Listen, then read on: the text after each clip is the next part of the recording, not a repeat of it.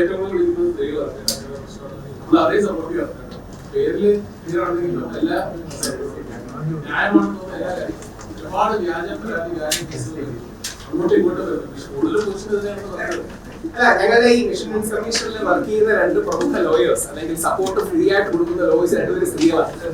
അവരുടെ കാര്യം എന്താ, ഇത് സമൂഹത്തിൽ ഒരു നീതിയും ഒരു സെൻസ് ഓഫ് ബാലൻസ്, ഒരു സന്തുലനം പലപ്പോഴും വേണമെന്നുള്ളതാണ്.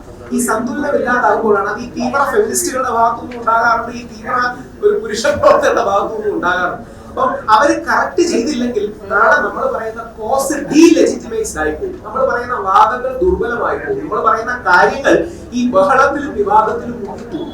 ഇതുകൊണ്ട് ആർക്കും ഗുണമില്ല. വേണമെങ്കിൽ മാധ്യമ ചർച്ചകൾ ഉണ്ടാകാം, ഒരുപക്ഷെ വാർത്തകൾ ഉണ്ടാകാം എന്നതിനപ്പുറം സീരിയസ് ആയിട്ട് പോളിസി മാറ്റമോ നയമാറ്റമോ ഉണ്ടാകും. ഞാൻ ഇപ്പൊ കോൺഗ്രസിൽ ഒന്ന് രണ്ട് മന്ത്രിമാരോട് സംസാരിക്കുന്നു.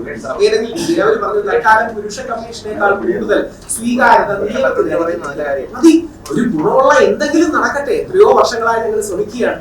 മാധ്യമ വാർത്തകൾക്കും ചർച്ചകൾക്കും അപ്പുറം ഗുണമുള്ള എന്തെങ്കിലും ഒരു കാര്യം നടക്കണം. അതുകൊണ്ടാണ് പുരുഷ കമ്മീഷന്റെ പ്രവർത്തനങ്ങൾ പോകുന്നുണ്ട്. അതിനേക്കാൾ പ്രാധാന്യത്തോടെ നിയമപരിഷ്കരണം.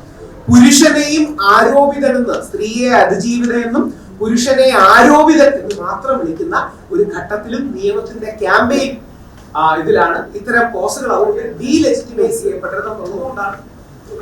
ഒരു കാര്യം കൂടെ, ഏകദേശം ഒരു വർഷം മുമ്പാണ് ഒരു വ്യാജമായ ഒരു പോക്സോ കേസ് എനിക്കെതിരെ വന്നത്. പോലീസ് അന്വേഷിച്ച് കോടതിയിൽ നിരപരാധിയാണെന്ന് റിപ്പോർട്ട് സമർപ്പിച്ച് കോടതിയിൽ അംഗീകരിച്ചു.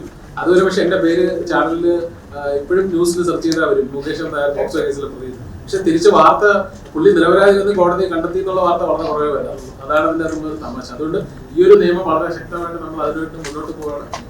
ഈ ഒരു കോടതി പ്രകൃതിഷ്ഠിയ കുറ്റക്കാരനായിട്ട് കാണുന്നവരെ നമ്മൾ ഒരാളുടെ പേര്, സ്ത്രീയുടെ പേര് അതിജീവിത എന്ന് പറയുന്നത് പോലെ അതിജീവിതൻ എന്ന് പറയണമെന്നാണ് മുകേഷിനെ പൊതുസമൂഹം ചേർത്ത് പിടിച്ചു. മുകേഷിന്റെ കേസിൽ തന്നെ മന്ത്രി അടക്കം ചില ആൾക്കാർക്കെതിരെ ആക്ഷൻ എടുക്കുന്നത്. പക്ഷേ ഇപ്രാവശ്യം സ്കൂളിന്റെ പ്രവേശനോദ്ഘാടനത്തിൽ കുറെ കൂടെ വന്ന രീതിയിൽ മുകേഷിന് സ്വീകരണം കിട്ടി. അത് മുകേഷിന്റെ സെലിബ്രിറ്റി സ്റ്റാച്ചറിന് പറ്റിയ കാരണമാണ്. എല്ലാ പുരുഷന്മാർക്കും തിരിച്ചുകൊള്ളണമെന്നില്ല.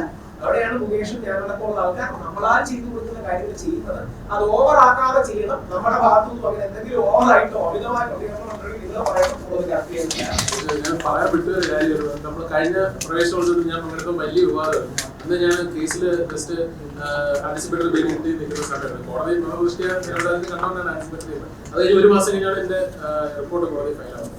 അപ്പൊ ഭയങ്കര വിവാദമായിരുന്നു. ഇപ്പൊ ഇപ്രാവശ്യം ഒരു ഗവൺമെന്റ് സ്കൂളിലാണ് ഞാൻ പങ്കെടുത്തത്. അപ്പൊ അറിഞ്ഞില്ല, ഞാൻ സോഷ്യൽ മീഡിയ ഇട്ടത്. അപ്പൊ എന്തായാലും സന്തോഷം.